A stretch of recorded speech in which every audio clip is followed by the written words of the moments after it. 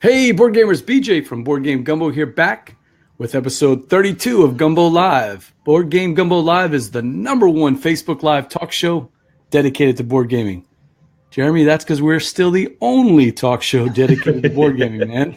Yes. But that's what it is. Our special guest tonight, Jeremy Howard from Jambalaya Plays Games. We're going to be talking Essen games. We're going to be talking Gen Con games, Kickstarter games. Look, he's got lots of games to talk about, so we got some gaming goodness.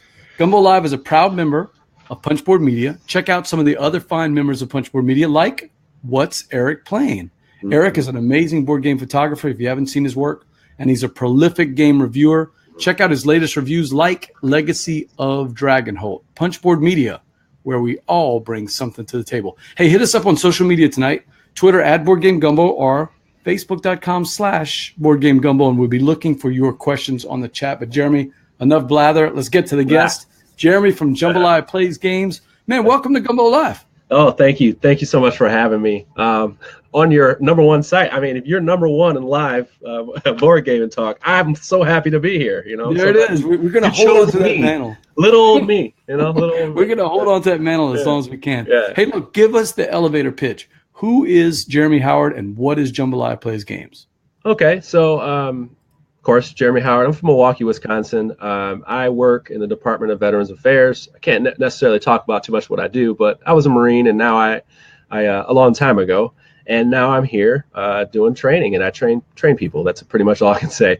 Outside of that, I play board games, a lot of board games, and I review board games, preview them, interview people, do a lot of play testing behind the scenes. You may see on my site Kickstarter previews and things like that. But generally, I'm a connoisseur of board games. I love to teach people games. I'm kind of newer to the hobby in a sense, as far as my gaming knowledge, but I play a lot. Oh, it's obvious, man. On Twitter, man, you have so many games that you play. Hey, Jeremy, this is a live show, and one of my buddies helps me run the show. That's Steve O'Rourke, the name father from the Dukes of Dice. He's checking in. He says, "Hey, hello, guys," and Legacy of Dragonholt. So that's a game that Eric did. Have you played Legacy of Dragonholt? I have not, and I'm so trying to get a trade on that one right now. Okay, I see it coming up. Yeah. Hey, so one of the things that caught my eye, and one of the reasons I asked you on the show, and you and I have been going back and forth on social media for a while trying to get this set up, was the name Jambalaya. You know that a guy with Board Game Gumbo on his hat is going to be looking for a guy named Jambalaya. So how did you get that name? It sounds like the history is sort of similar to mine. Yeah, well, what's funny is I was thinking, like, I remember when I put one of my first blog posts up, and I remember you saying, "Hey, you know, you kind of put on." I was like, "Okay, what a layup, Jambalaya and BJ Gumbo." Okay, absolutely. But I was thankful. You know, I was thankful right away. I had someone looking at my page. But yeah, Jambalaya comes from my taste in games. I was trying to work on a tag for that when I first started. But really, it just kind of like, you know, games for all flavors. And I was trying to figure out something. I was like, you know what? Let's keep it simple. I like all kinds of games. Throw them in a pot. I love them. So, that's kind of the range of what it is. You know, Jambalaya. If you don't have a tagline, I've got the guy for you. Steve O'Rourke is not known as the name father for nothing. By the end of this show, he's going to have some taglines for the website. Right. I remember that now. I was probably one of the first guys that saw your blog really because of the name. And I've been following you ever since. I mean, you review a lot of games. Holy cow. Yeah. So how did you get started in gaming? What's that first big game that made you fall in love with gaming? Oh, look, there's Steve O'Rourke already. He's on it. Oh, boy. On it. So I came back into board games. I mean, you know, I kind of, growing up, I was just so into games. And, video games, whatever. But I love chess, checkers, strategic, all these different types of things. So I've always been a Jambalaya even when I was a little kid. You know, I had all these tastes. But when I came back, I kind of took a hiatus for a while. I came back because of Mage Knight. And Mage Knight is it is my favorite game of all time. I think it was Mage Knight and Dungeon Saga and Scythe. And and those three, I remember I kind of was getting back in the hobby. I was like, I need to find two or three meaty games I can play by myself, just get back. And those were the three. And they are still three of my favorite games to play. And I'm like Mage Knight, I'll never get tired of. It's the perfect medium weight, kind of just complex. The rules are bare, so it broke me into the hobby of bad rule books. And, with Kickstarter, you're probably really familiar with now. So I felt really good about that. I was like, now I know how to get through really bad rule books. So what made you decide to start creating board game content? Everybody's got a different story. What's that? Oh, well, I started doing a lot of little play testing things just because I was interested. Milwaukee, Wisconsin, in the area, Madison area, has a lot of people who develop games. I mean, if you know Kane Kalinko, Sure. Yeah, like he's big. And my friend Stanislav Kordinsky, he's making Dice Hospital. He was one of my first interviews. He's actually my first interview. So that guy, yeah, he also has a game that's coming out soon that is in the same universe as Role Player. So I've always been kind of in that area of people, kind of behind the scenes. Michael Eskew, these guys have been really kind to me. And then I eventually was like, hey, why don't I invent some content? I don't know. I'm okay, writer. I'm okay. Let's figure it out. And because of a couple people who kind of motivated me across the line, I started out at Gen Con and came out of there with some games, and people were confident in what I do. And I started the blog, and I didn't even really know what I was going to be, but I know that everything I do has passion behind it. Yeah, and that's it. Look, it comes out on your blog, man. You are definitely passionate. Yeah. So, And speaking of passionate, we've got Chris Strain, the designer of a game you may be familiar with, Asking for Troubles. Oh, boy. Oh, that's Chris Strain's design. He's checking in with you, man. Man. Man. Awesome. Hey, that game has a really good following that I had no idea. Like, that's another thing, like, because of so many great games, and we'll get to that. There's so many good games out there. They get flipped over, and I didn't even know Asking Troubles had a edition before this one. So it was new to me. Yeah. And I was like, wow, this is really exciting. I'm so happy that Chris is getting that game brought back, and people are talking about it, people are playing it. Because let me tell you, it went out of print for a long time, and I'm sure Chris can tell you the whole story if you go back and watch the video with us when I interviewed him. He's coming back, by the way, in a couple of weeks. So he'll be next week, in fact, he'll be the guest. So come check in and visit with Chris. Oh no, I'm going to be part of this live situation now. I just wanted to test run and see if it's all right. That's what I'm. Steve O'Rourke's checking in again. He says, "In the universe of Role Player, please tell me the characters you create, then go dungeon crawling." So, what is I'm taking that he means, what's your favorite type of character? Where's that going in? Oh, my favorite type of character? Oh boy, this is so funny. I always, in any role-playing game, unfortunately, I'm always a thief. Like, I love being like a thief or a rogue. Do we need to know something about that? No, it's just like, I just like to stir things up. Like I like to, I don't know. I think it's so funny. It's just a character built around backstabbing and silliness. And I'm silly, but I also just like that, kind of dark, edgy theme. You don't know if you can trust them. You don't know if you can. And I just like to shake things up. That's kind of my idea. Is like that's when you're role playing. I like that idea, shaking things up. Also, he said new game in the world of Role Player. Oh yeah, you mentioned that your designer friend. Give us a little scoop here. Steve wants the scoop. Steve is all about the scoop, man. Boy, what can you say? Thunderworks Games. It's called Lockup, and I don't know if I can say much more, but I don't know much more I can say. So Christian, it is not. But I'll just say you like this. It's in a jail, and it's not dicey like you're thinking. It's not dicey at all. It's in the same universe, though. Okay, so it's not Sagrada Role Player, right? So the character themes are the same. The like the items that you would see are the same, but more thematic towards like jail stuff, like really funnily thematic, like you get a golden shank or that kind of stuff. So I'll just leave it at that. It is, and it's really interesting.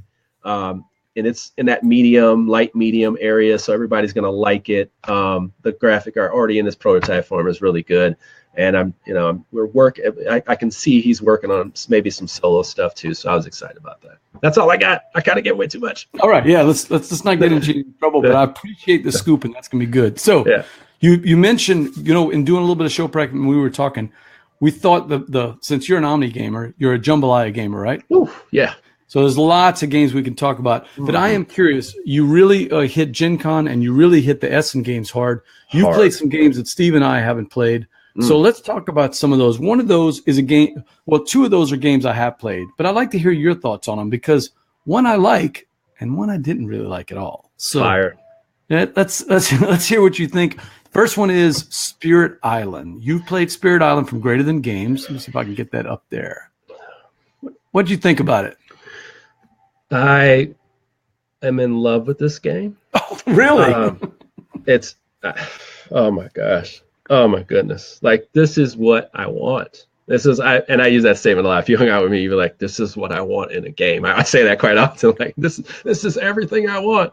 What about Spirit Island attracts you? Well, here's the deal. Like, it just like a lot of the co-op games that you have out there, all you really want is a real challenge, and you have these asymmetrical characters, and they are really their own challenge within themselves to learn how to use, and then you're trying to like create the synergy between the two characters. Meanwhile, everything on the island is trying to kill you. Like, everything is terrible. You get overwhelmed no matter what game, strategy you have. But the best part is that's going to happen, and you really have to coordinate to be prepared for that. Even though it's going to get ugly at some point, it's almost guaranteed it's going to get ugly at some point. And I love that. I also like when that you've made a bad choice as far as like syncing up a team. You're kind of like, oh, those guys are together. We're gonna get pounded. Like, it's only a matter of time. But I never get tired of it. Chris Train has played Spirit Island. I'm going to ask him. So hopefully, while you and I are talking, we can get some of his thoughts also on there. Yeah. Spirit Island for me was a miss, Jeremy. Oh Lord. Oh, now I will tell you, I've only played it once, and I like to give games, more opportunity to that. But for me, I found that the asymmetric powers are awesome. I actually liked the modular board, and I liked all the different components of it. Yeah. I found the game really, really long because there were so many things that each character could do. Yes. Every other player was struggling with analysis paralysis. I watched the game was at our game night a couple of nights, and on every single game night for probably 3 weeks in a row, it was played. And it never finished in under 3 hours. That's just too long for a cooperative game. Yeah. And maybe we're doing something wrong. Okay, so here's a good one. Gen Con. Okay, so the first thing I did at Gen Con, I'm looking at these, people ready to rush in, and I was like, I want to play this right. I'm going to take my pictures or whatever. So Greater Than Games had their place right before you could walk in. So I was thinking to myself, oh, I can just walk in here. So I went there, and the first game I played at Gen Con was one of the games I was looking forward to, Spirit Island. And the guy had zero command of the rules. Zero. I mean, zero. And now that I remember, Kirkman, are you hearing this? Yeah, zero. I mean, zero. I think I've said something to him about it, but because I did a total 180 on it. I love this game. So it kind of ruined my like of it, but at the same time, it helped me get more interested in the game because of the potential, what I was seeing there. And then right before the con ended, I said this at the booth, like the actual booth that was inside, and the guy showed me all the rules, and I was on. I mean, as soon as I got home, laid it out. I just got into a conversation maybe earlier this week, and his expansion characters, it's just such a great game. I mean, it has so many good ideas in it, and it's for me as a solo player, being able to play that two-handed and just learn the characters. That's what I want, when I'm sitting alone and playing co-op, like when I'm playing those types of games by myself. I want it to be worth my time, and I always respect games that are worth my time, and they also give me that engagement. And co-ops can do that for the most part, in most cases. Well, I think Chris is trying to pull a Solomon here, splitting the baby. He's saying, I think it's a great co-op, but it did take a while, though. So he's going with kind of both. Was your nice plates move. on the same as mine, though? Nice move. No. So I would say, let's say I'm just going to rip from the heart here. I would say that the entire terrible playthrough that I first learned took the entire 2 hours because he was reading from the book, basically. Yeah. And then my first couple playthroughs, I played it with a group, and same thing. We were struggling with the characters, probably about 2.5 hours. But after I got a command of the rules, we're talking about an hour and a half, and that's where you want to be, honestly. But you do probably have to play the same player after you played it the first time. You go like, okay, I think I figured out this rock guy. So I have an idea what his cards do. Just figuring out where you're going to put your little power, your energy at. That's different for every player. It is. They play so differently. Yeah, and then that plus how they have those extra like kind of passive powers that they can create by your card play. Like some people don't even do that in their first game at all. Like they just forget. And that's how you really see how awesome these characters are. I'll give it to you, man. The characters themselves play thematically. The Earth guy plays like you would expect, right? The water person does that too. But let's switch to a game. Okay, you got it. Let's switch to a game and see what you think about this one. Oh. Fate of the Elder Gods. So polar opposites. Okay, so I had 0. I mean, when I say 0, 0. Basically 0 radar for this game. It was a Kickstarter game, I believe, and go ahead. Yeah, I just went ahead and clicked on something else. Okay, and I usually don't do that, but Cthulhu stuff is usually something I like, and I like H.P. Lovecraft stuff. I just hadn't found a game yet that sold me on that idea. Like, hey, I want to play this. Unlike other people who really love that stuff. I played this game because of the promotion with Envoy. I said, let me just take a leap of faith, and I'll sit down and I'll get a good opportunity because you kind of have to with the program stuff. And I was blown away. Oh, good. You shocked me there. Man, I mean, hey, Chris Jane is checking out. So see you later, Chris. Hopefully, we'll see you next week, and can't wait to talk to you then. But that is great to hear. You had me going. I thought you were going to say, no, it was a hard pass. No, that one hit me like right in the side. Like that's a hit in the face right there. That was a little of an uppercut because I really like that kind of like that area like maneuvering mechanic thing with the where you play the cards and it kind of moves across. I also like games where you can do spells off turn. I like stuff that you can do off turn, and I love that. Like I love that idea, and I like that you can bank so much. It just feels like you have a lot you can do when you're not necessarily moving. And I don't know. It's just really, I don't know. All I can say is it seems very heavy from someone that's looking, or it seems like the wrong type of miniature game in your mind when you're looking at it. But I mean, wow, just even the fact that like you are the bad guys, just the fact that like flipping of the theme, right? Yeah, like that alone, and the people are kind of irritants, and I was just like, this really hits it for me. And I didn't take that whole playtester thing. Oh, this could have been rethemed into this. I don't. I think it's great the way it is. You said something that's exactly one of the reasons why I like the game. When I first presented for the Envie Game nights, for the Herald Game nights, I remember a couple of the people that came in that were kind of new to gaming, and we have those at our game nights. People that'll just pass by at the store and let me take a look at this, and I'm showing them, and boy, their eyes are glazing over when I go over. When I finally explain to them, look, there are 6 things you can basically do in your turn. Yeah. It's just represented by this wheel. Something clicks in their mind, and all of a sudden the game becomes, it's a really relatively simple game. It is. It just looks really complex on the table, and when you're explaining it, because all 6 actions are different. But once they figure that out, and of course we walk them through it as we go through each of the actions, but I have yet to have anyone play that game and not be blown away by it. I'm telling you, it is underrated in my opinion. People should be out there clamoring for Fate of the Elder Gods. And they must be selling well, because I got some good news for you. There are some expansions coming out. So would you like to play the good guys against all the bad guys? Nope. Like the bad guys. I'm going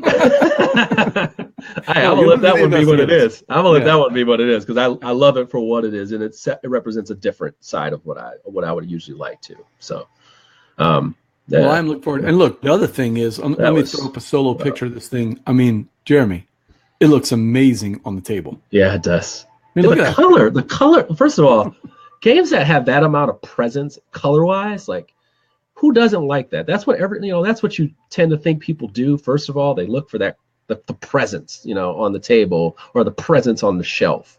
And for me, like, I kind of, let's say if it was on the shelf, I might have walked past it, or I might have grabbed the box and be like, oh, Richard Linus. Okay, great. Oh, not Cthulhu. But when I see that on the table, I'm like, gosh, this is a beautiful game. And it's quality components, quality art. There's not any flaws in the game design to me. And by the way, a really good thing that I enjoy, and that's kind of what I'm a staple. I always make a point to talk about player aids. The player aid is great in that game. So anybody who has any questions off turn, I always tell people when I'm teaching games, don't be afraid to read the player aid when it's not your turn. And if somebody's doing a turn, read the player aid while they're doing their turn, so you understand what they're doing. And this one is so good, it makes it easier for people to learn off turn. So that's That's a really a glowing review for that game, and I'm glad you brought it kudos up. to the design team over there. Great Games, great player aid. The artwork. I know Nolan Nasser did a lot of the artwork. I can't remember the other artists, and I apologize to them. Nolan Nasser is one of my favorite artists, and I mean the artwork is stunning. The color choices are stunning. Love the way the spells interact. You know, I'm glad to hear you and I. Spirit Island passed for me, but Fate of the Other Gods, 2 big thumbs up for me. Got past that Spirit Island right back to you. No, you know what? Maybe if we get to play together, you could teach it to me quicker, and we'll have fun. Oh yeah. So before we get to the next game, I do want to hear your story about Gen Con. Was this your first Gen Con? So yes, this is my actual. So Gen Con is from Milwaukee. So but Geneva, Lake Geneva. So I've gone there, and I'm not gonna say like, hey, I was in the hobby back then, but I decided to go to Gen Con 50 because I don't know. You know who Ryan Metzler is? Yeah, sure. Yeah. So he's a friend of mine. We play board games together and whatnot. And he was from the Dice Tower. Yeah, he's like, you should try, but you should decide between Origins and Gen Con. I said, oh, no, I want to go big. He's like, man, you really love people. I'm like, yes, I do. So yeah, I decided to take the plunge, man, and I really enjoy myself. It fed into my wild hobbies when I'm away from my wife, being my silliness. I got to be free. I got to run around and play a lot of board games and shake a ton of hands. And I wasn't overwhelmed. I was all in. And I work with Chip Theory Games, makers of Too Many Bones and all that. So you were an Envie Herald there. Yeah. Oh, no, I wasn't. So what I did is I went to them and I worked with them. They were really kind to me. I'm kind of a super fan of Chip Theory Game stuff. I talk to them all the time and kind of offline and stuff. And they were like, yeah, come work with us. Come do this stuff for our con. And they, you got to do the kind of deal where you do a certain amount of things, you get, whatever.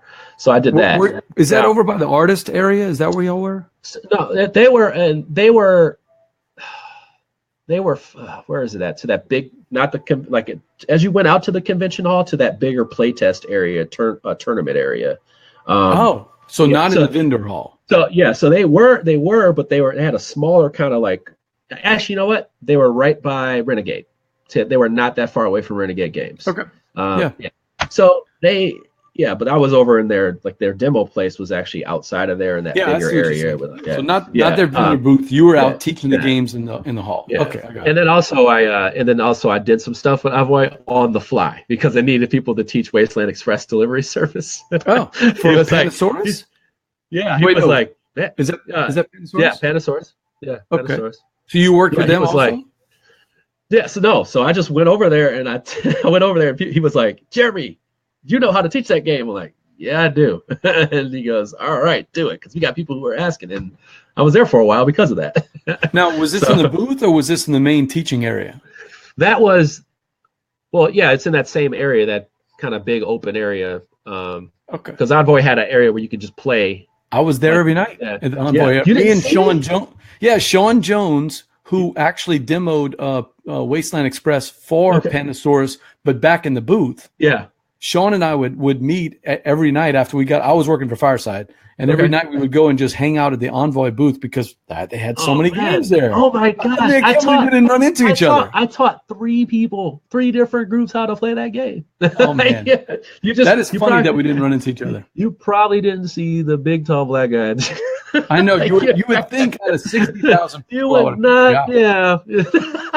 Oh wait, Jeremy Davis was there. Yeah, the Game Geek Ninja and I were there every night. We played. Oh my God, we played that ridiculous game from Gigamic. What was the name of that game, Jeremy? Galapagos. Actually, I watched somebody teach that game. I played Rhino Hero, the super one, there too.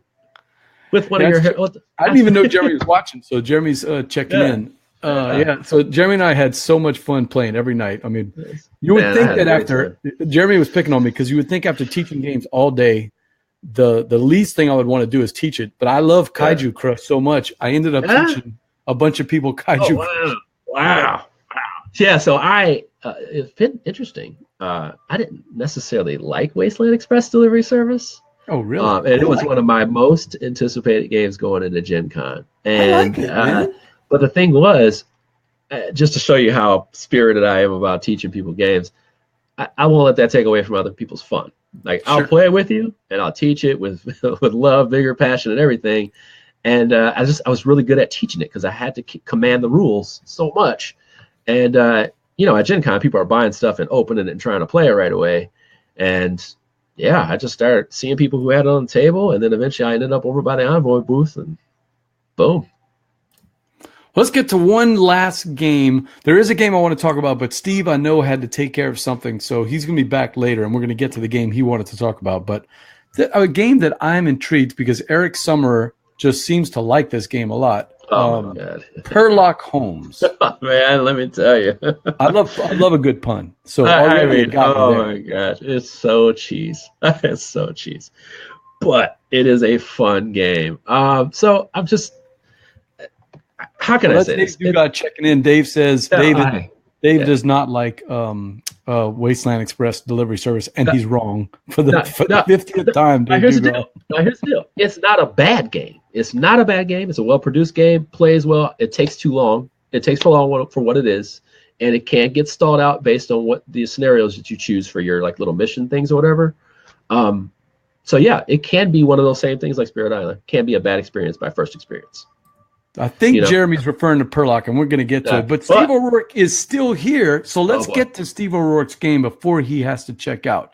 Let me see if I can find it. It's a game called Seikatsu. Where is it? There it is. I don't know anything about this game other than the fact that everybody seems to like it. What do you know about it? What do you like about it? Oh, my goodness. Okay, so this was one of those games that going into Gen Con, I was like, this one's for me. Like, I know this is for me. I just need to see it. It's beautiful. And I seek games like this out because I know they're unique. They don't waste my time, and they don't try to do too much, but they have that little moment where you go like, ooh, right on my brain, just a tad. Great. This is one of those games.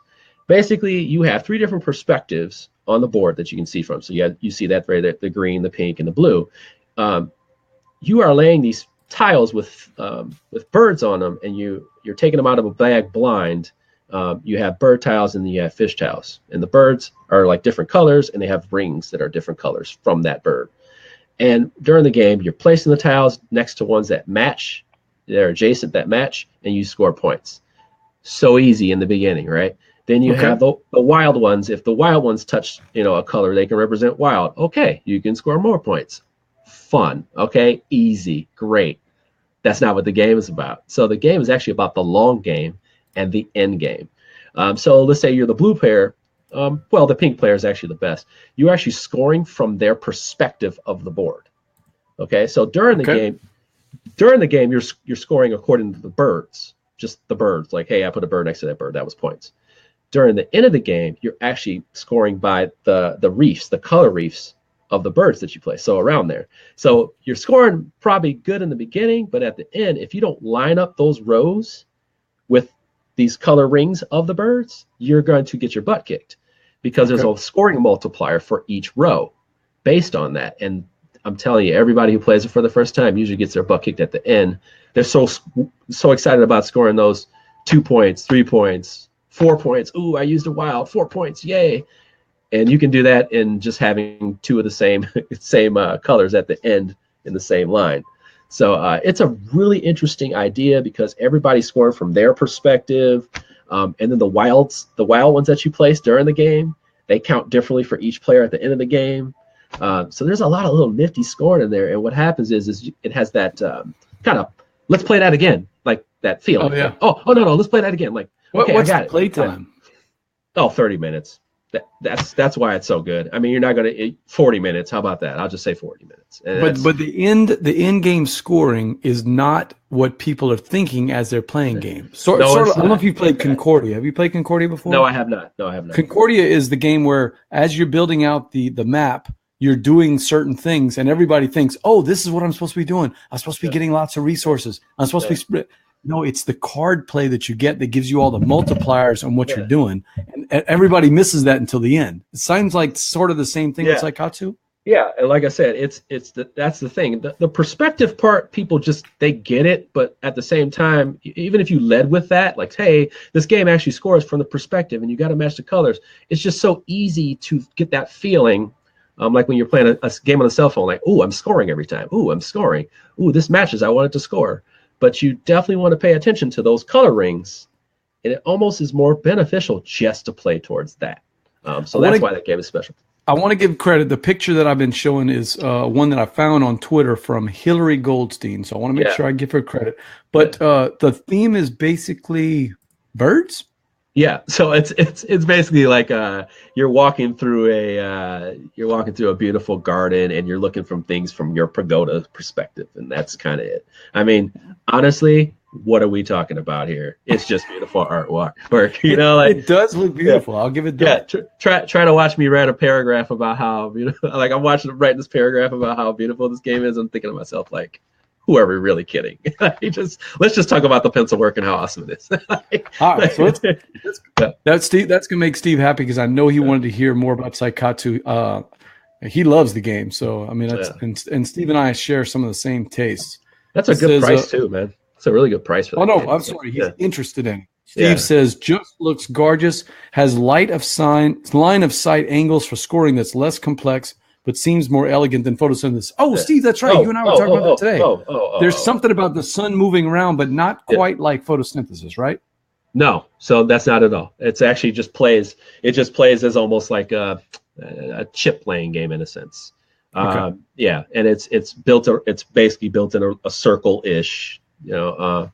But yeah, it doesn't have that moving mechanic. It's the different colors are literally like 1, 2, and 3 player perspective. That's it. Okay. And it's not a 4. And it is a 4-player. It has 4-player, but it's terrible. You don't recommend 4 players? No, it's not at all because it's made for 3 perspectives. You're kind of teaming to do the 4th. It's weird. Yeah. Okay, that makes sense. The 2-player is pretty good because you're just using 2 perspectives, but you score the 3rd perspective, which is interesting.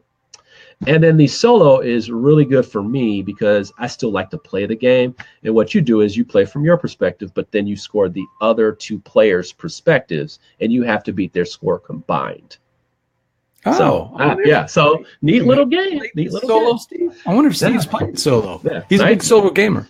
Oh, see, he might. You know what? I even kind of hinted at that on my post because I was like, this is actually a decent solo game. If you're looking for something, you know, it's in that $20, $30 range, and if you see it on sale, I would just say just get it. Like I wouldn't even even think about it. Solo and 2-player makes the sale. He loves playing those 2-player games. Yeah, brother. All right, so let's get to a game that Jeremy said. The other Jeremy, Jeremy the Game Geek Ninja, he wanted to talk about Purrlock, if I remember right. Where's my picture of Purrlock? I played this. You're a fan? Yes, big time. Oh, he's got a copy of it. Oh man. Oh no, we're about that life. We're about that life here on the Board Game Gumbo, man. It's all about Gumbo Live. It's Gumbo Live. All right. So it helps me explain the game a little bit. All right. So in this game, you're solving crimes and you're trying to find this what is his name? Furiarity, before he gets to the end of the track. And what happens is that it starts off with like these little paw tracks, and the paws have points on them, and he's kind of like halfway through the tail in a sense. And each round he basically moves up the track. There's little points there, and that's how you score points, but you all can lose if he gets to the end of the track. The heart of the game really is a deduction game. So you're all going to get this thing, and it's a great play area because it tells you all the little races that are there, the animals that are there, and it's just all based on time. So what you'll get is a character card. You'll get these character cards, one on one side to start your investigation, and then one on the other side. And how that works is I won't be able to see what my card is. Everybody will be seeing my card for me. Okay. And they will tell me, and I'll say, hey, I have this card here. And then what they'll tell me is if it's a lead or a dead end. And you'll know if it's a lead, if it's the same animal, or if it's within 1 hour above or below what's on here. So you just have to say, hey, like, we'll just look at this right now. I'm going to act like I don't see. Is it a lead or is it a dead end? Can you see? I can't quite see it there. Okay, Dave's jokes are getting in my way. He says, cats, I'm down. You could have stopped right there, Jeremy, just talking about cats. Yeah. So anyway, so basically it says, okay, hey, I see one. Yeah. I see one. That's right. Okay, so that's what I have. And I'm sorry, this is my investigation card, and this is what I have. So you would say, hey, I'm looking at it. Yeah, so you would say that's a lead. So I put that on the side. And what happens is as I go through those 2 cards every time, you're telling me whether it's right or wrong, so I can make a guess. And if I guess one thing, I get a paw. If I guess 2 things, I get 2 paws, and I catch up to the case. And the penalty gets a little fun. It gets fun because if you miss, you don't get the next 2 cards. So you start with nothing, and then you actually only have 2 cards to choose from, and they could be slot cards that people don't want you to have. There's still some points to it, but it's honestly, hey, who gets the most paws? Whatever. I mean, whatever. You Jeremy says he and Tony, that's Tony Miller, the bearded rogue from Twitter, they actually played the prototype of Gen Con 2 years ago with the designer and would have bought it right then. They said the game was ready, and it's just it's a nice silly theme. I got my son to play it. People at work, I do a lot of playing at work, lunchtime, and that was a all right. So what's the play time on Purrlock? Purrlock is 30 minutes max. Oh wow! So easy to teach. Yeah. You can play it during lunch. Yep. It's got cats, so Carlos and Dave Dugas can get really excited about their cats. Yeah. And it's so light deduction that you're just kind of like, all right, it's also a good way to just teach deduction, and win, lose, or draw on that one. It's not like a big deal. It's kind of like you will probably catch Furiarity every time. It's more so like, oh, I got 4 tokens, you got 3. Oh, like kind of that thing. So I think it's fun. I think it's really fun. Shout out to IDW for sending me that one. All right, the next game I want to talk about is one. You are prolific when it comes to solo games. In fact, it seems like more and more you're starting to get into writing about solo games, right? Yeah. So basically, I started with one. This is a thing that I do like a lot. I like little games. Like I just like having lots of games in my book bag because I'm the dude who I don't have a purse. I have a backpack. So I'm always carrying these things. I keep games in my pocket sometimes, depending on what I have. So I was doing a lot of that, and then I was like, I'm a solo gamer. So I need to tell people about all these solo games I have. Sure. But of course, like I said, we have broad taste, and we don't always cover everything that we, do. But now I'm leading with that first, so people know that exists. Well, the next game I wanted to talk about is BJ from Board Game Gumbo Live. I got my guest Jeremy Howard from Jambalaya Plays Games. I think, Jeremy, I have the right picture. Is that Michael Strogoff on there? Michael Strogoff. Yes. Okay, so tell me about this game, because Steve O'Rourke loves this game. Dude, this game he raves about it. It's crazy because it's so lucky and it's so fun. It's so ridiculous. He says it's hard. It is. It's brutal. It's so brutal, but it's fun. So what's it about? So basically, you're it's based on a novel. I just can't remember. 20,000 Leagues in the Sea. Jules Verne? Jules Verne. Yeah, Jules Verne. Okay. So it's kind of one of his. It's a bestseller, but it's lesser known, I guess, by everybody. But basically, it's like kind of different take on like a Russian takeover. So basically, you're trying to beat this guy to the end of the board, and what you're doing is at each location you're pulling out these cards that kind of represent like your adventure, and you're trying to you basically try not to get the same thing, but you're risking it, kind of like press your luck by drawing each card. And then you get like little benefits and powers that add to your card. But what happens is you get in this little screwed up timeline. So if things, as you draw these cards, if they ever match, you bust. And they do some terrible things and make the game really, really hard. And at each location, I'm trying to remember like off the top of my head, sorry. Each location gets increasingly difficult, and they add more icons to the game. So you really have a little bit of. I don't know I can't explain a game that's like it, but it's almost like you get time to rest. You get time to rest in that game, and it almost feels like I'm resting, and I know that this next turn I'm probably gonna die. Then you just make it to the next game. You're like, I'm gonna make it to the next. I think I'm about to die. And then you keep going, and then you hit this stride where it works. One of my favorite mechanics, there's 2 of my favorite mechanics in this game that really are good and bad. One is this dice where there's like these targi. And if you fall on there and you roll this, if you ever match up with them, because there's cards in the off turn that move the bad guy further to the end. And then there's also ones that move them randomly. Okay. If you guys land on the same spot, they take you captive and blind you with sword.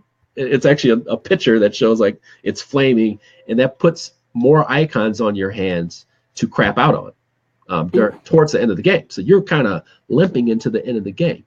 Another really cool thing is the allies have really cool powers that help you out. There's a big flaw to that, okay, and it has to do with the end game. So the end game, you actually fight the boss, the guy, big boss, and you have to match up the icons from your hand, right?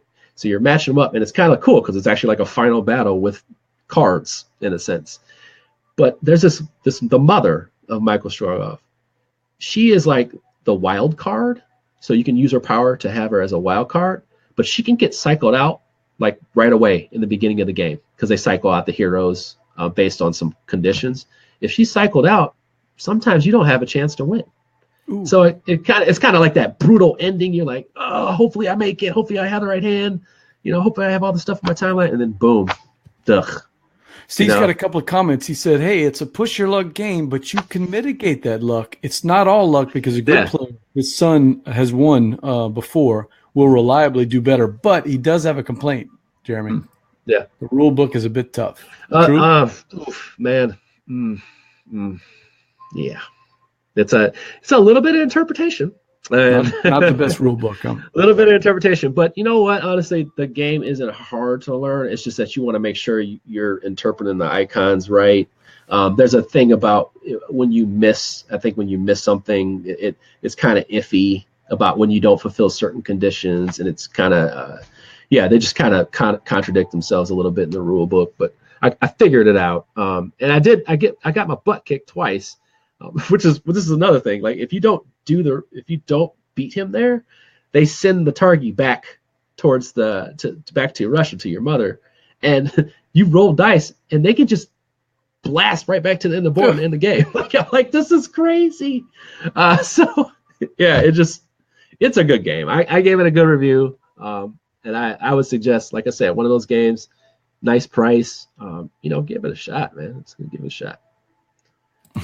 Dave Dugas says, thank God man. We have board game Gumbo. Oh, no, I think he means BGG. He means the real BGG, Board Game Geek, for bad rule books. I'm not sure who he's digging there. Hey, you know what though? Shout it out to the people who are a little bit more who have a little bit more passion than I do when they don't get the rule books, because they help me. I can just click through and go, you had to answer that question. Steve says, hey, it's got a very pleasing table presence, and he loves the book.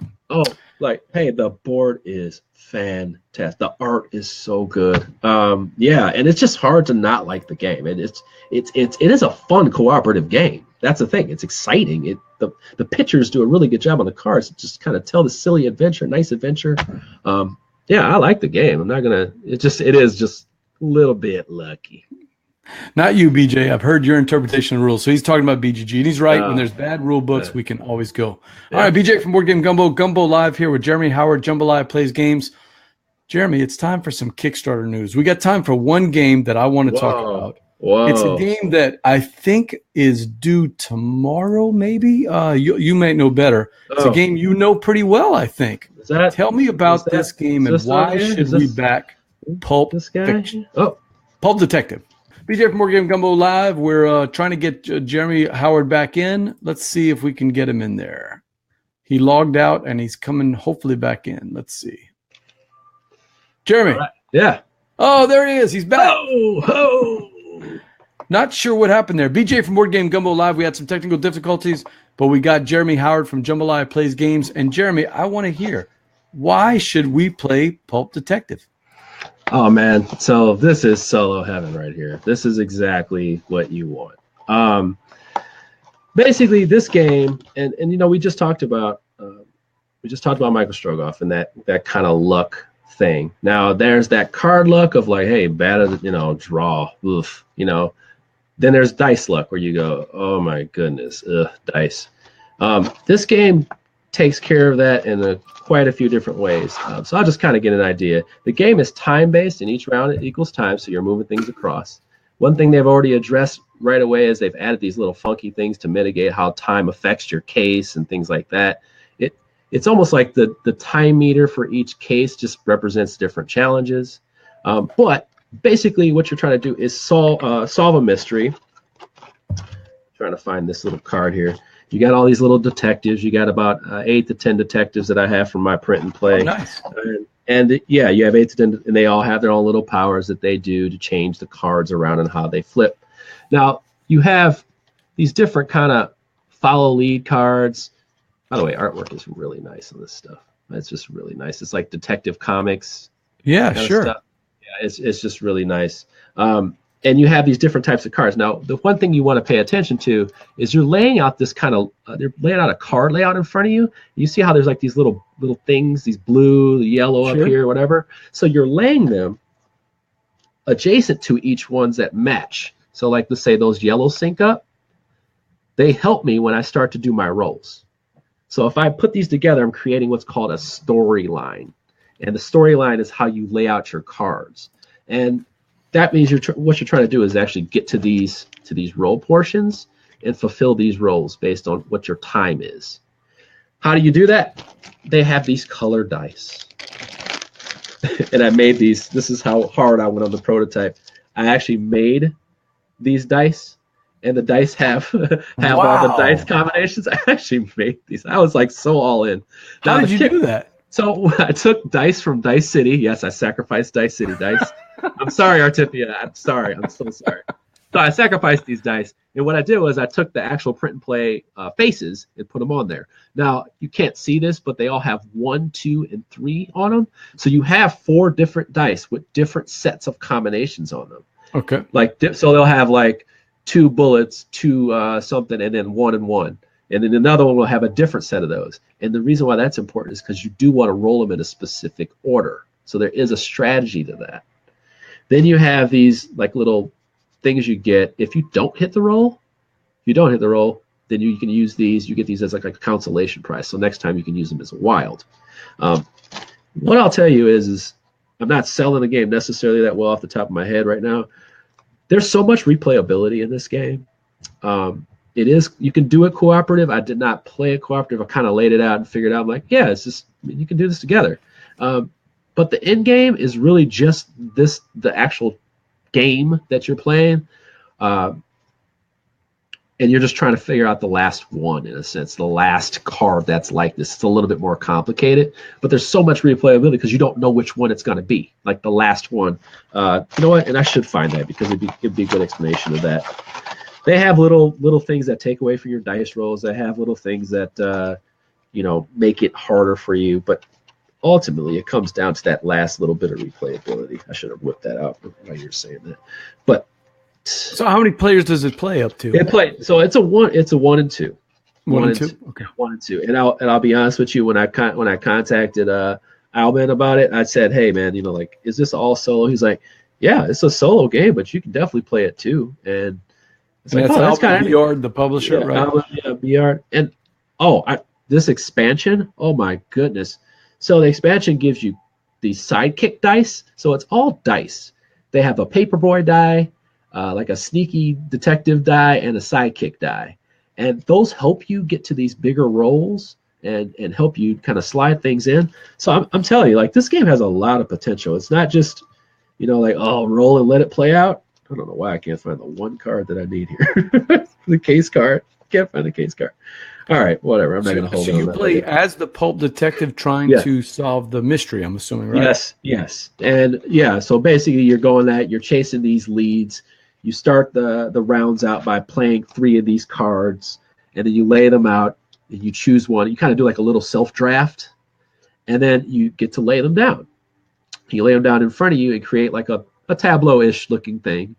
And when you're laying them out, you start on the leftmost and you kind of create these rows. The first row is your storyline. The second row below those can only be shorter because they're subplots. They call them subplots. Okay. So if you have 4 cards in the first row, that's your main storyline, they call it. And then the rest will have to be smaller. And the big kicker is when you're trying to fulfill these little missions, and the reason why you see those little white circles right there is because that's based on where you are in the timeline. And depending on these types of cards, depending on the type of card, you will only be able to get specific rewards and have specific conditions for failures. All right, now I'm finding my wheelhouse here. Sorry. Yeah. Now during the rolls, you actually have to roll when you roll your series of dice, you have to meet those conditions. When you do, you get the white. When you don't, you get the black. And those are labeled on the cards. They give you items. Certain cards give you items. And it's really just different rolls. Use your power. Those real simple things. But the heady part really, honestly, is the actual placement of these cards and making them sync up. And it gets harder and harder based on what they give you condition-wise. I tell people that this game will keep you busy if you're a solo player. And it will also be really engaging back and forth with a two-player game. I'm just more so excited about it because of the one player. I actually ran a contest because I was so excited about it. So yeah, Dave and I both played Elder Signs. I don't know if you've played Elder Signs. Have you played that? Yeah, similar? No. Yes, no. What I faintly remember of Elder Sign. Actually, yeah. Actually, yes, because Elder Sign is a little bit more dicey, right? Yeah, more dicey. It's the Yahtzee mechanic trying to solve these different. Not okay. So there's the reason why I will say no then, because there's actually strategy to which order you roll these dice in. Yeah. Okay. And they're all different and they're all unique. Now they are the same symbols that you know of, but the patterns of them is really important because you're like, I don't want to roll dice 3 because I'm going to make sure I have enough paperboy icons. So I'll do this, I'll roll that, and you have things that help you re-roll. Oh, that's different. So you really are kind of, it's a little heady, you know. I thought I was just going to be chucking some dice and letting it ride, but what's the play time on that? So this one's gonna take you about 20-30 minutes. Yeah, and that's for each different case, I guess. For each different case. They have 24 hours, which means 24 rounds. You're not going to have 24 rounds because you're going to make mistakes, and it's going to speed up the time. Okay. It's going to speed up the time, and you can also risk time to do more, just to get to fulfill the conditions. You're trying to find 4 clues, and then you interrogate the person. The person is exposed by the next card in your deck. So it's unpredictable to the end, and then it's a pretty difficult task, and then you win or you lose. I'll tell you what got me excited is the Kickstarter news lately that was coming out of this one is that the designer was actually tying all the cases that are available into a big, long campaign. Yep. Yeah. So, I guess that wasn't available for you during the print and play and during your preview, but, man, that makes me that gets me excited there. So I had a hint of that just talking to him. I had a hint of that, and I'll tell you, Todd Sanders is he's pretty dang on good. I'm paying attention to what he's doing. I don't know if you know that solo game that he has. It's called Mr. Cabbage Head or something like that. I don't know that one. So that's actually a free print and play. It's an award-winning print and play, I believe, and you can print that out now and play it. But he's actually getting it published, and he said we got some big ideas for that. So I am staying tuned. For what's going on with that.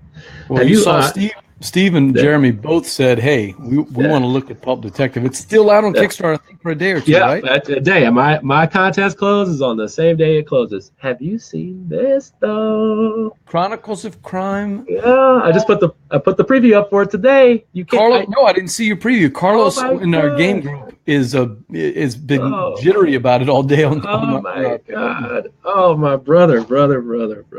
Is that another solo game? Yeah, okay, so this is actually a cooperative detective game.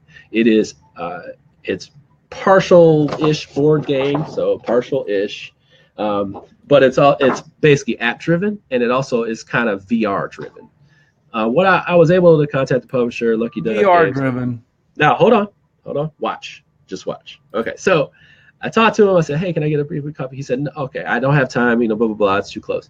I'll send you this print and play thing. Play it and just play it. Play the heck out of it." I said, "All right, I'll give it a go." I said, "You don't need the VR glasses. I know that people are asking about that. Just play without it. We actually need your perspective on that. We need more people's perspective without the VR glasses." I was like, "That's perfectly fine. I don't care about VR anyway."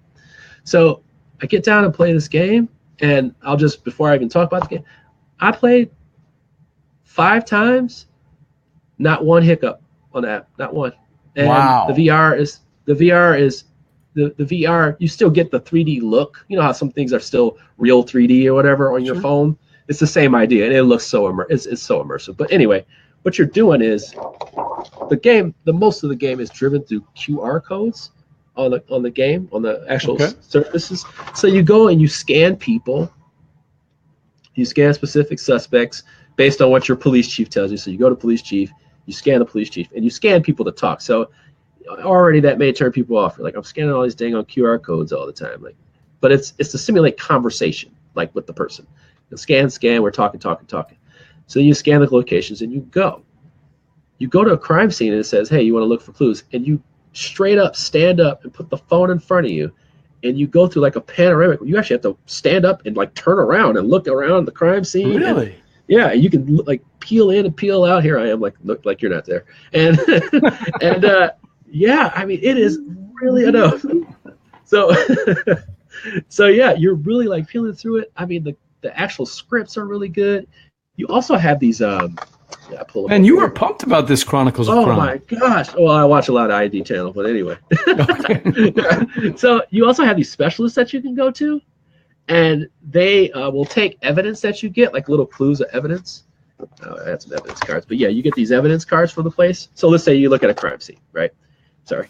You look at a crime scene, and you find this piece of evidence. You'll scan it, like, and all of a sudden, boom, yes, it's interactive consultant detect, exactly.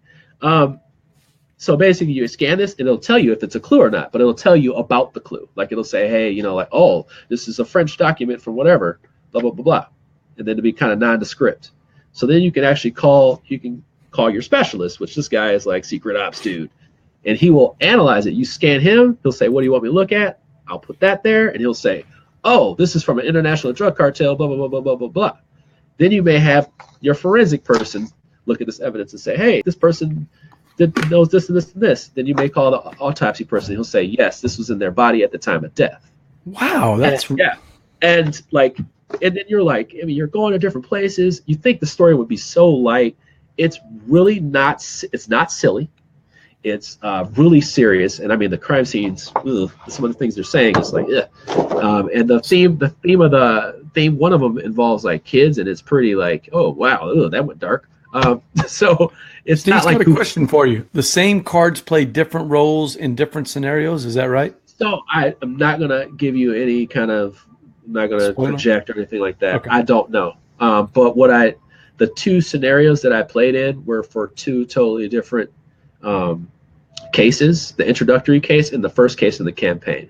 What I will say that you definitely need to know is that the campaign potential is ridiculous. Okay, like. I already saw what they launched with, but I already had an idea what it was going to. I'll just tell you from the first story case that I played, like you don't uncover the mystery yet. Like you've solved the crime, but you don't uncover the mystery. And what's at stake, what you're left with is just like, oh my God, like I want to find out more. Like I want more. Like where am I going? Like what are we doing? You know? Wow, you're really pumping me up for this game. This sounds great. No, this one is a full home run. Like this is full room. Now I'm not one of those all-in pledgers, go all in. But I would definitely try with the VR, and I will probably get a full prototype copy with 4 cases in the near future. So I'm gonna a little bit deeper because I have a way of getting the prototypes post-campaign to kind of see what's going on and talk about them. But I'll take a look at it maybe then and see if I get more information and see. And that's Chronicles of Crime out on Kickstarter right now. Just 2 thumbs up from Jeremy Howard. Yeah, just launched today. It is already funded, of course. It's got noir campaign. It's got some kind of creepy kids case one. I want futuristic one. I hope they do something like future, like Minority Reportish, you know. Sure. But yeah, like one-off cases and campaigns. So I'm excited. Yeah, especially if you don't want VR, by the way. Especially if you don't want VR, you're like, that's a horse crap. It's actually only $10 extra for the VR portion. So I gotta check that out. Yeah. BJ from Board Game Gumbo got my guest here, Jeremy Howard from Jambalaya Plays Games. Jeremy, it's time to play a game yourself. We talked about a lot of games tonight. We're going to play a game right here live on the show. Oh. Game's called the Envie Game. Look, I know you got the name Jambalaya, but you're not from Louisiana. Nope. Envie is what does Steve always say? Jonesing. You got to jonesing for something, right? Okay. Yeah. So we're going to ask you, don't tell us, okay? Keep it in your mind. We're going to ask you for a game that right now, if the broadcast ended and you had, whether it's solo, whether it's a game that you own, whether it's a game you wish you owned, game you haven't played yet, with the perfect matchup of people, what game are you jonesing to play right now? I mean, if you could do it, If you didn't have to work tomorrow, what game would you do? So think and we're going to ask questions for you. Before we get to the questions, a couple of comments there. Steve says, heard others also say the VR and the app were butter smooth. Man, that's when I say butter, I mean like okay, so you're scanning all these things. You're scanning 30, 40 things, sometimes. You're just like, oh, this is awesome, this is awesome. Not one flaw. Not one QR code I had to double back on. Not, nothing. And I was just like, no hiccups when you're panoraming and it cuts off. Nothing. Absolutely. Well, if you're going to Gen Con, me and you and Jeremy Davis, the Game Geek Ninja, we're going to play some games because he says, looks like the two Jeremys need to play some games together. All right, so let's get to the Envie game. You got your game on?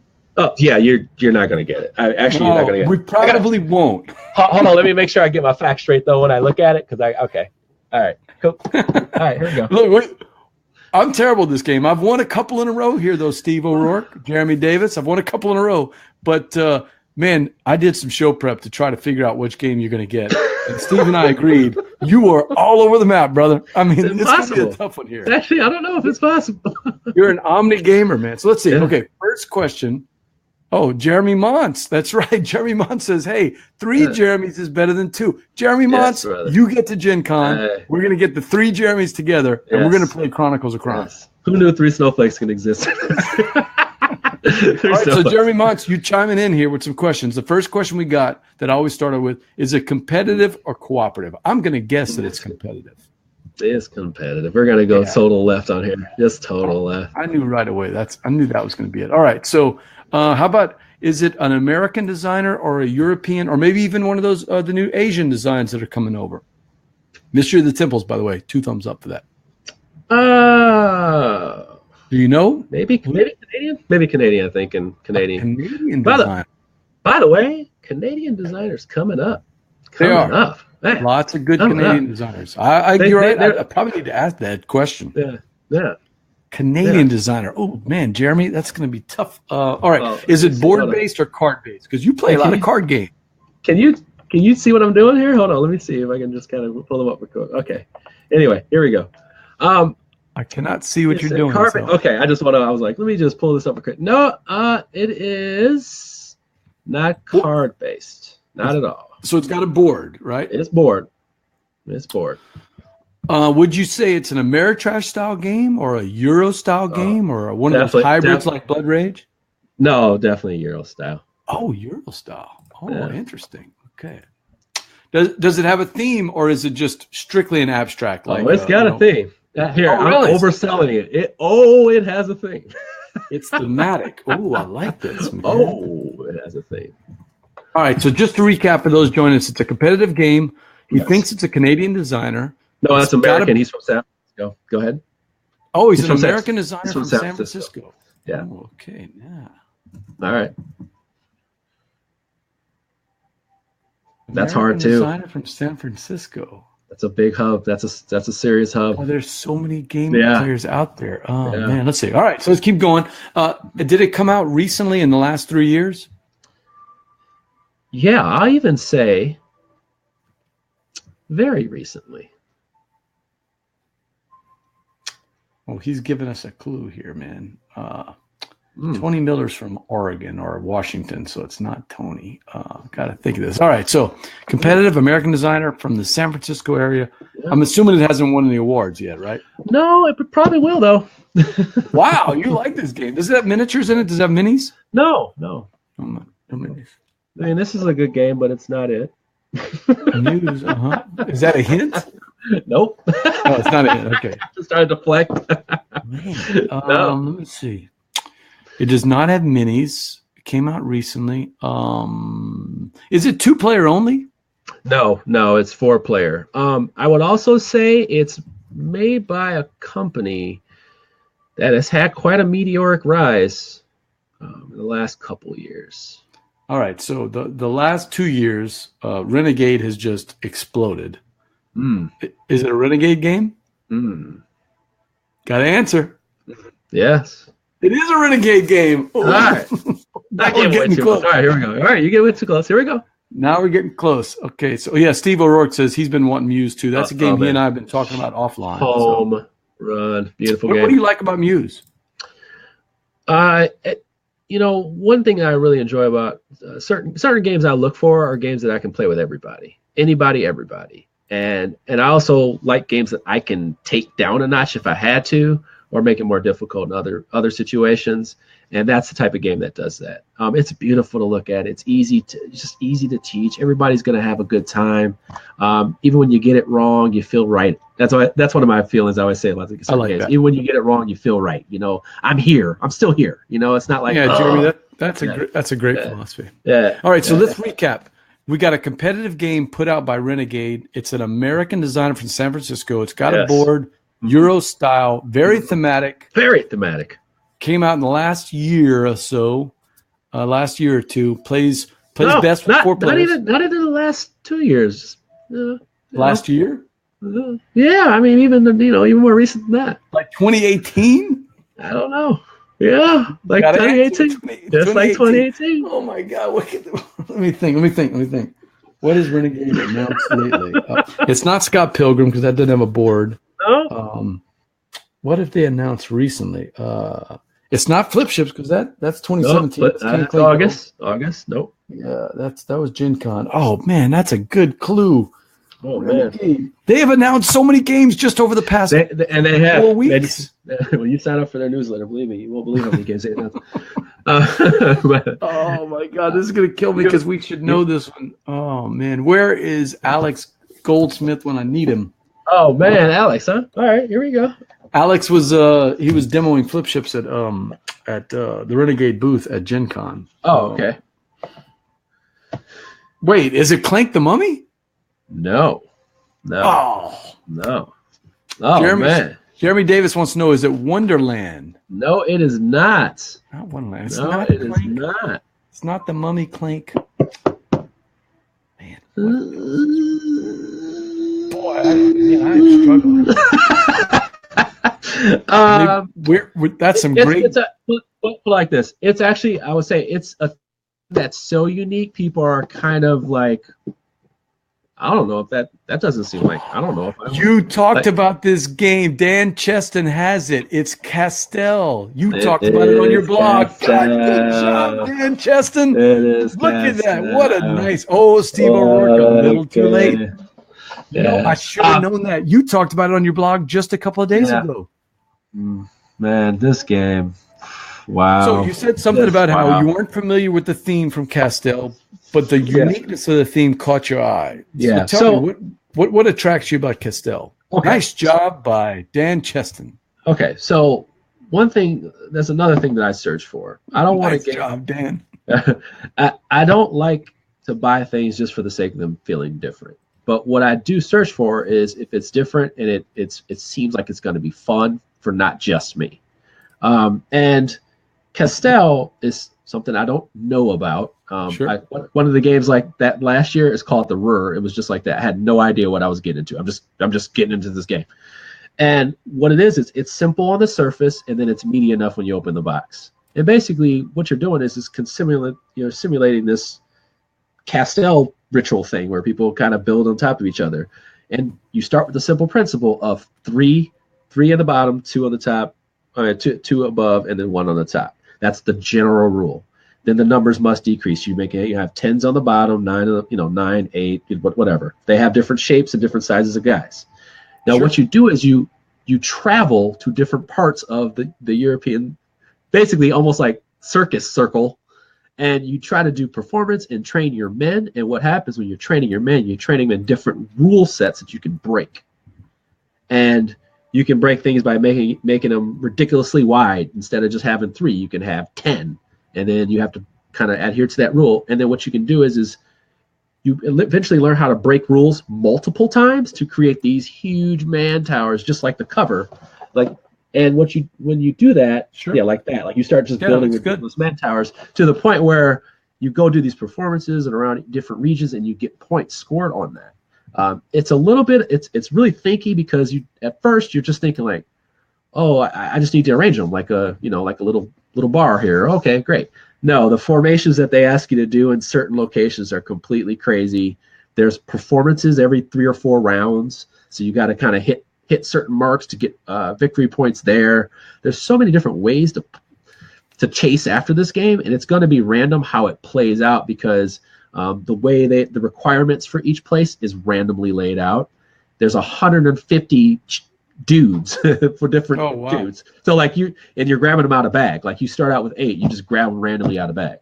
So it requires like I guess planning. And when a game like that is easy to learn, but at the same time you've got to start planning ahead, and you pay that penalty for not being with it. It makes you go, hey, like, man, I got my butt kicked, but I want to play that again because I got a better idea on how the powers work now, or I know how to make a tower where I can, keep a whole bunch of little guys and to make another big stack again. Like I know the rules now. It's another one of those games, and it's not actually as long as you would think this game is. So that's my sweet spot, a shorter game that makes me want to just keep playing it over and over again. So what do they have on here? They have, 75 minutes? That's about as accurate as you can get right there. What's the time? 75 minutes max. Perfect. No, not like Meeple Circus. Meeple Circus is awesome on its own, but it is not. Most definitely not a dexterity game. The guys are actual tiles. Oh, they're okay. Just like little cardboard guys. And they're like 10, 9, 8 to 1, and they actually are exactly like they would be in real life in a sense. Like they're different shapes and sizes according to who they can carry and who they can't carry. Nice. There's actually a power where you can train to carry somebody that's bigger than you. So you can carry rolls that are bigger than you. And I was just surprised. I mean, at the heart of it, it's only four things you can do, but with the 4 things you can do, it's like, wow, it's a very good game. Heavy cardboard. Had a great playthrough of it. So that's Castell from Renegade Games, and Jeremy Howard says two Jambalaya thumbs up. Yes. All right, board gamers, that's it for another episode of Gumbo Live. I want to thank my guest, Jeremy Howard from Jambalaya Plays Games. Hey, Jeremy, how can people reach you? All right, so I'm on Twitter. That's JambaPG, just kind of a short name, JambaPG, and then at JambalayaPlaysGames.com. Come on over. I got a busy month on my page. So I'm trying to get as much as possible. I got Sakura coming up. I got something I can't talk about at the end of the month. Arena the Contest. There's a political campaign game I got coming to me. I have no idea what it is. Wow. So there's a lot going on this month. A couple interviews. Oh, the guy who made Hexplorer, Hexplorer. Sure. He'll be on. I'll be doing a written interview with him. Just expect a lot, and please interact with me anytime on Twitter. It doesn't matter. I just like to talk to people. As I always say, thank you for your time and enjoying the conversation, man. I've had a blast talking games with you. Hey, look, make sure fans out there like our Facebook page, facebook.com/BoardGameGumbo. It helps us get the word out about all our upcoming guests and shows. Next week, Jeremy, we've got Chris Strain from Breaking Games, the designer of Asking for Troubles, who's going to be talking about some of the Breaking Games stuff that's coming out. I am BJ from Board Game Gumbo. And until next time, Jeremy, laissez le bon temps rouler. Whoa. Take care, brother.